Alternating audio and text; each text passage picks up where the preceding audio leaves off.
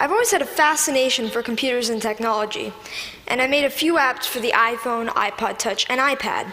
I'd like to share a couple with you today. My first app was a unique fortune teller called Earth Fortune that would display different colors of Earth depending on what your fortune was. And my favorite and most successful app is Bustin' Jeeber, which is a Justin Bieber whack-a-mole. I created it because a lot of people at school disliked Justin Bieber a little bit, so I decided to make the app. So I went to work programming it, and I released it just before the holidays in 2010. A lot of people ask me, how did I make these? A lot of times it's because the person who asked the question wants to make an app also. A lot of kids these days like to play games, but now they want to make them. And it's difficult because not many kids know where to go to find out how to make a program. I mean, for soccer, you could go to a soccer team. For violin, you could get lessons for a violin. But what if you want to make an app?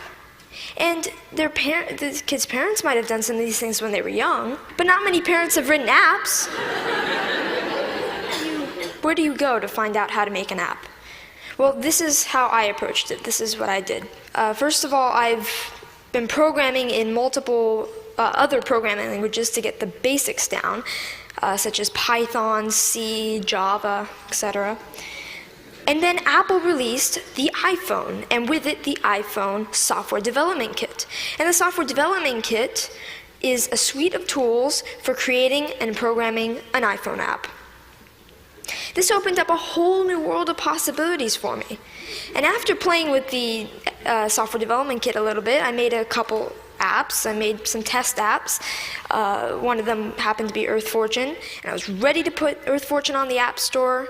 And so I persuaded my parents to pay the $99 fee to be able to put my apps on the App Store. They agreed, and now I have apps on the App Store. I've gotten a lot of interest and encouragement from my family, friends, teachers, and even people at the Apple Store, and that's been a huge help to me. I've got a lot of inspiration from Steve Jobs. I started an app club at school, and a teacher at my school is kindly sponsoring my app club. Any student at my school can come and learn how to design an app. This is so I can share my experiences with others.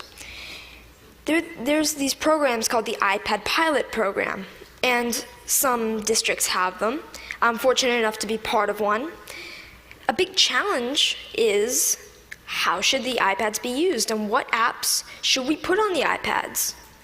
So we're getting feedback from teachers at the school to see what kind of apps they'd like. When we design the app and we sell it, it will be free to local districts and other districts that we sell to. All the money from that will go into the local ed foundations. These days, students usually know a little bit more than teachers with the technology. So, sorry.